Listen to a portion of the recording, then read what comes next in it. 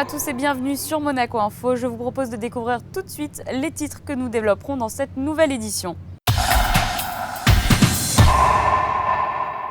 Les premiers essais de ce 74e Grand Prix de Monaco ont débuté. Nous reviendrons sur l'ambiance et l'effervescence qui ont envahi les rues de la Principauté. Le Grand Prix de Monaco est un événement de grande envergure. Pour assurer la sécurité de tous, des exercices de simulation d'accidents sont organisés chaque année. Nous y avons assisté. Nous reviendrons sur la remise des prix de la No Finish Line qui a eu lieu cette semaine. Et finalement, l'écrivain Carole Martinez est allé à la rencontre des lycéens de la Principauté. Nous l'avons suivi. Les premiers essais de ce 74e Grand Prix de Monaco ont débuté. Dominique Poulain nous fait vivre l'ambiance et l'effervescence qui ont envahi les rues de la Principauté. Reportage. Foule compacte dans les rues de la Principauté, casquette sur la tête, gobelet à la main ou attablé en terrasse. L'ambiance est rapidement montée et difficile de se frayer un chemin au milieu des aficionados du sport automobile et du Grand Prix de Monaco en particulier. Ils viennent d'Italie, d'Allemagne, d'Angleterre, de Belgique et d'Espagne, parfois de l'autre bout du monde. C'est le cas de Robert qui n'a pas hésité à faire plusieurs milliers de kilomètres pour être au plus près de l'événement. Plus de 22 000 kilomètres pour venir voir le Grand Prix de Monaco. C'est la première fois que je viens, j'habite à Tahiti, donc j'habite un peu loin, au pays du soleil. Ça serait bien d'organiser un Grand Prix là-bas, le Tour de l'île, ça serait sympa quoi. C'est la première fois que vous assistez au Grand Prix de Monaco ? Alors non, j'étais venu il y a quelques années en arrière, il y a bien une quinzaine d'années quoi. Rebaptisée MGP Live, la fan zone est incontournable. Comme chaque année, la place d'Armes a revêtu les couleurs du Grand Prix et elle s'est transformée en un véritable terrain de jeu. Au programme, 4 jours d'animation autour de l'univers de la Formule 1. Parmi les activités proposées, changer une roue de F1 sur le Pit Stop Challenge ou encore travailler ses réflexes en éteignant des lumières le plus rapidement possible.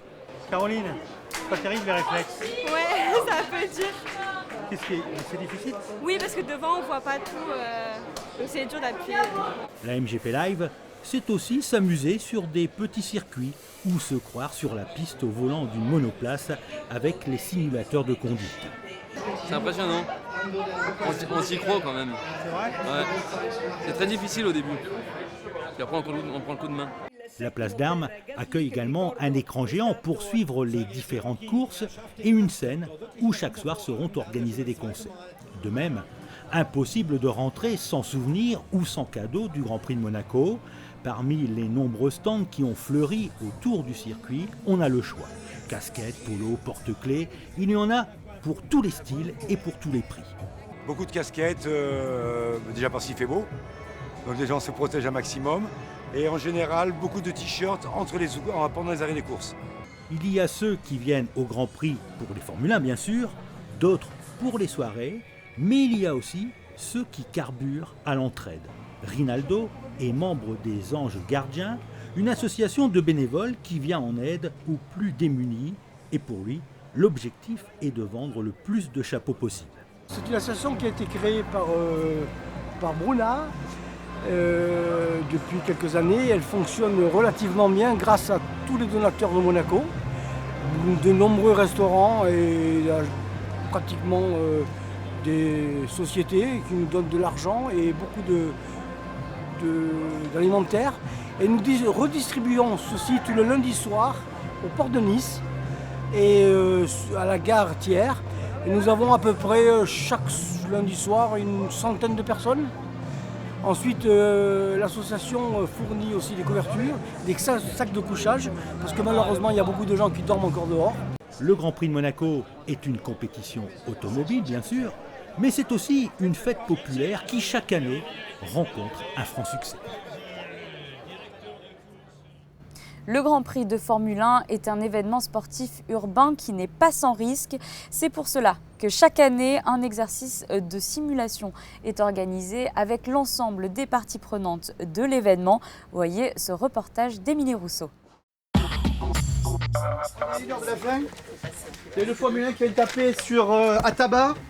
Il y a le pilote à l'intérieur, il y a le feu. Rassurez-vous, ceci n'est qu'un exercice. Chaque année, l'ensemble des entités prenant part au Grand Prix de Formule 1 testent leur capacité de réaction en cas de scénario catastrophe. Bien reçu. Celui-ci, personne ne le connaissait avant de débuter cet exercice.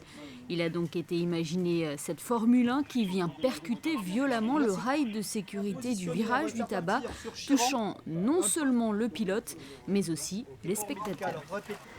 Mouvement de panique avec de nombreuses victimes dans les tribunes K1 et K2. Je demande une intervention des secouristes et des médecins de la tribune K. Reçu.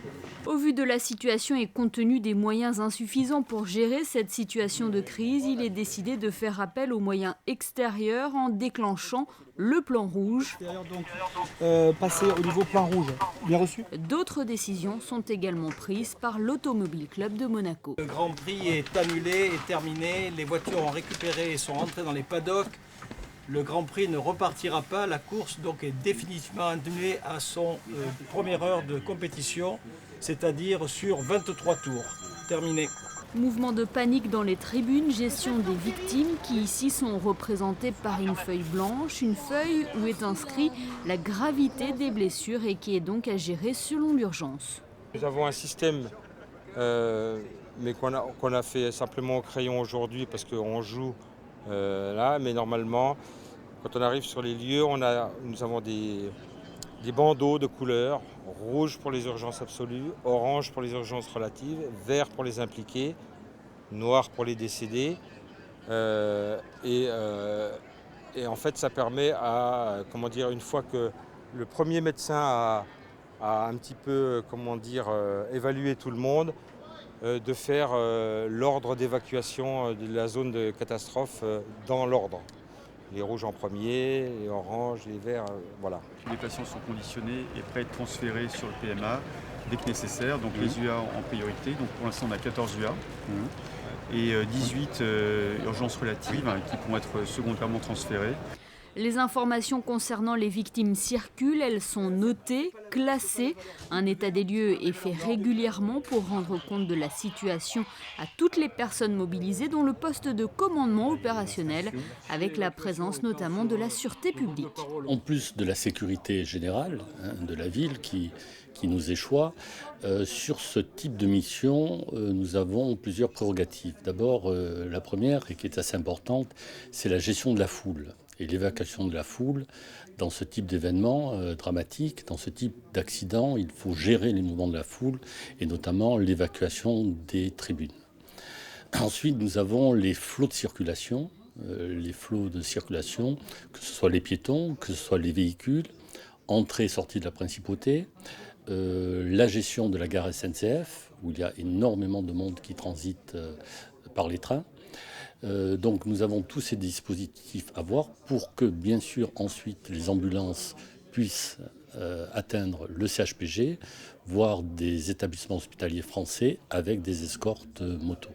Si cet accident s'était réellement passé, il aurait mobilisé près de 300 personnes, des sapeurs-pompiers, des médecins, du personnel de l'ACM ou de la Croix-Rouge monégasque. Cet exercice de simulation aura mis en exergue les exigences d'une forte coordination des secours dans une crise majeure. Un exercice nécessaire qui aura permis de se roder et de se parer à toute éventualité.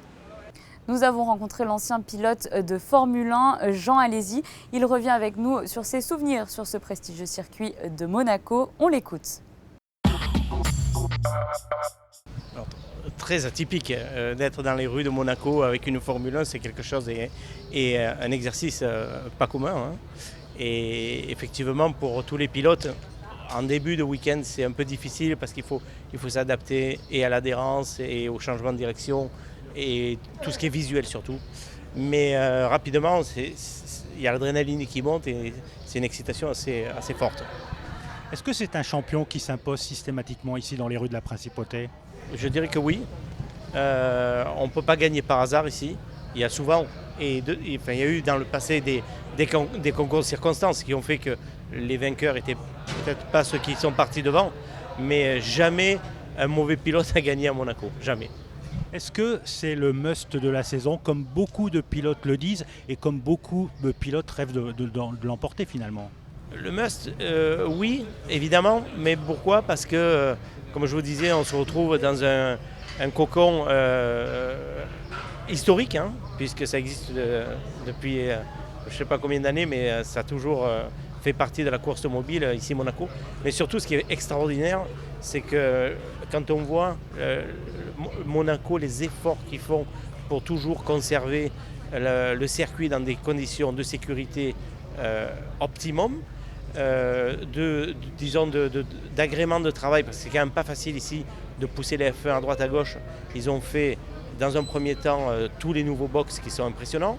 Aujourd'hui, il y a une nouvelle tour de contrôle qui est magnifique. Donc moi, je tire un bon coup de chapeau à l'ACM. Quand on prend le départ du Grand Prix de Monaco, de quoi il faut se méfier essentiellement? En fait, moi j'ai eu ma chance en Formule 1 d'avoir un des plus grands experts qui était Ken Tyrrell. Et il me disait, tu sais Jean, Monaco c'est long, hein, mais c'est dans les premiers tours que tu peux faire les erreurs. Et puis j'ai toujours fait attention à ça et je me suis rendu compte, j'ai quand même fait 13 fois hein, le Grand Prix, que des fois des champions comme Michael ou Damon Hill ou Jacques Villeneuve se sortaient dans les premiers tours. La pole position, plus qu'ailleurs, est importante ici. C'est important, mais ce n'est pas primordial. Vous, à titre personnel, vous gardez, on imagine, de beaux souvenirs ici du Grand Prix? Tout le temps, avec n'importe quelle voiture. Quand j'avais une voiture qui marchait bien, j'étais content parce que je savais que j'allais m'en sortir. Et quand elle ne marchait pas bien, je savais que j'allais m'en sortir parce que j'adorais Monaco. On peut dire malheureusement, vous ne l'avez jamais gagné, même si vous êtes passé très très près? Oui, ça vous pouvez le dire, hein, parce que c'est quelque chose que j'aurais vraiment voulu emmener à la maison. Heureusement, j'ai fait 2 fois le record du Tour, donc j'ai des coupes et de record du Tour et de podium. Merci Jean, bon Grand Prix. Merci beaucoup et vive Monaco.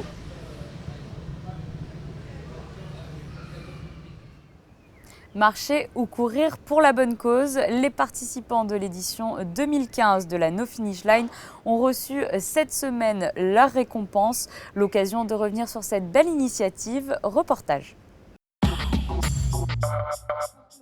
Depuis 2001, ils marchent à l'unisson pour soutenir les enfants défavorisés ou malades. L'édition 2015 de la No Finish Line n'a pas dérogé à la règle. Pendant 8 jours, 13 459 participants précisément se sont relayés sur le nouveau circuit dessiné autour du chapiteau de Fontvieille.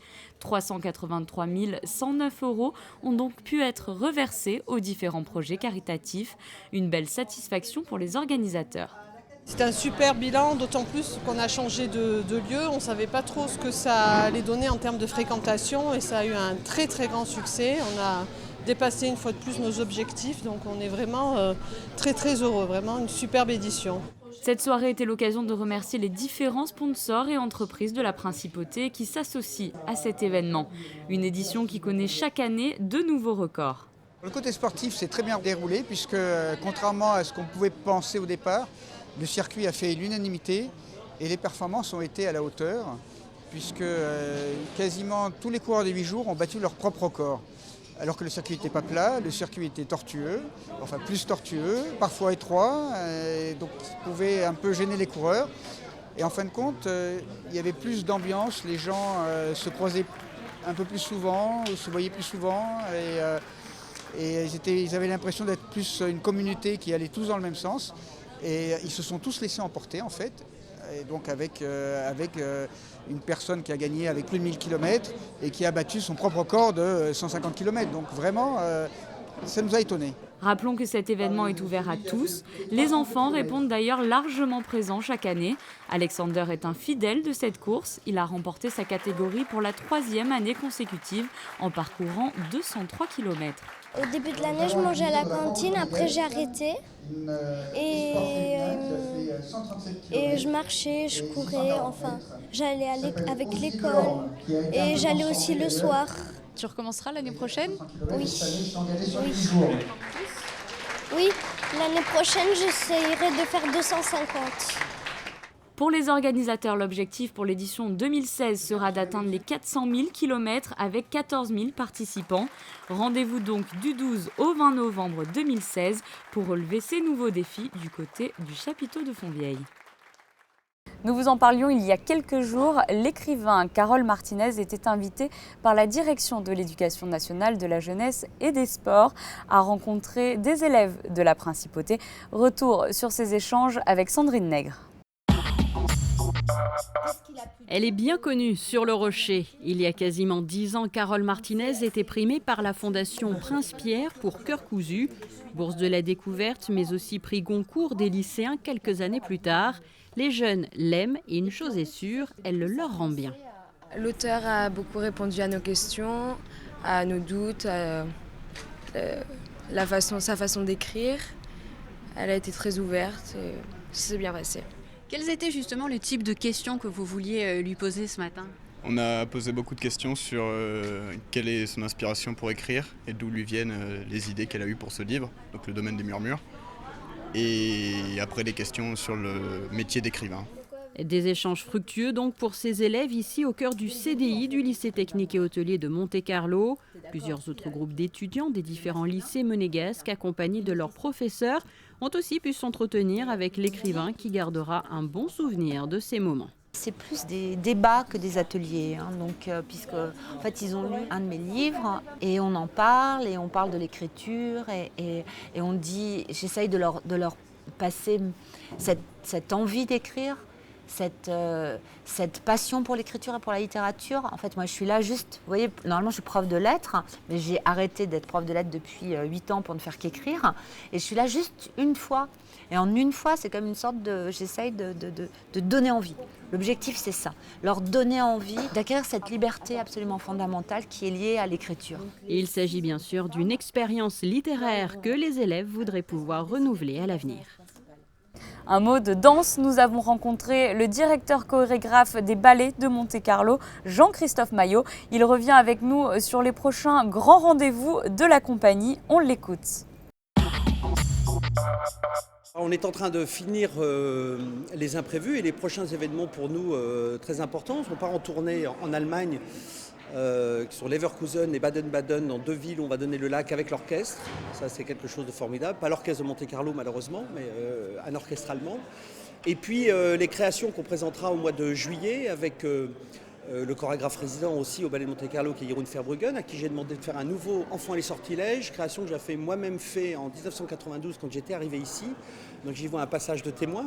Et puis ce jeune chorégraphe russe que j'ai découvert à Saint-Pétersbourg, qui me semble formidable, qui a 26 ans, qu'on va découvrir pour la première fois. J'étais très impressionné par son travail et je suis très heureux d'avoir été le premier à l'inviter dans une compagnie pour faire une création ici. Et puis nous, on finira la saison en présentant Roméo et Juliette à la salle Garnier avant de partir à Budapest pour vraiment finir la saison au festival en plein air et donner Roméo et Juliette là-bas. En bref, dans le reste de l'actualité. Le président de la Fédération du Monte-Carlo Polo Club et Flavio Briatore lançaient mercredi au restaurant Cipriani Monte-Carlo le nouveau Monte-Carlo Polo Club Lounge, un lieu qui permettra aux différents membres du club de se retrouver. Et je vous rappelle que cette année encore, nous vous proposons sur Monaco Info de suivre en intégralité et en direct l'ensemble de ces 4 jours de course. Les essais libres et qualificatifs ainsi que le Grand Prix de Formule 1 sont commentés en direct par le duo Frédéric Hélion et Dominique Poulain. Voici pour l'essentiel de l'actualité en principauté. Je vous propose à présent un aperçu de la météo de ces prochains jours. Découvrez la météo avec Eclectic, Galerie, Interior Design, Art and Gifts. Vendredi, le temps restera très clément, poursuite de la hausse des températures. Il fera 24 degrés au plus chaud de la journée. Samedi, soleil plus hésitant que les jours précédents. Les températures resteront supérieures au normal de saison. Dimanche, le ciel sera plus incertain, en grande partie nuageux. Risque d'orage dans la journée. Les températures seront en baisse, il fera 18 degrés le matin et 22 degrés dans l'après-midi.